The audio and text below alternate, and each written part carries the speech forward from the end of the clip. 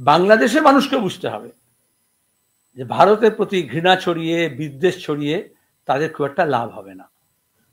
আর আমাদের দেশের মানুষকে বুঝতে হবে যে বাংলাদেশের প্রতি আসলে এটা গত 4 দশক ধরে আরএসএস বাংলাদেশ শব্দটা, বাংলাদেশি শব্দটাকে ঘৃণিত করেছে। আজকে তো বাংলাদেশে ঘটনা ঘটছে, আগে বাংলাদেশ অনুপ্রবেশকারীর নাম করে, ইনফিল্ট্রেশনের নাম করে বলেনি। আমাদের দেশের হোম মিনিস্টার বাংলাদেশি নামে উই পোকা বলেননি।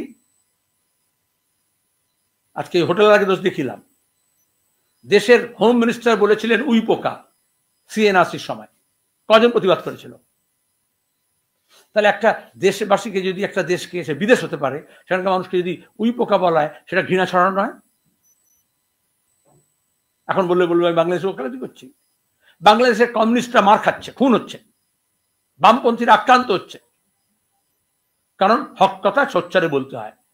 কিন্তু বুকের পাটা সেখানে হয় যেখানে ঘটনা হচ্ছে, সেখানে দাঁড়িয়ে বলতে হয়।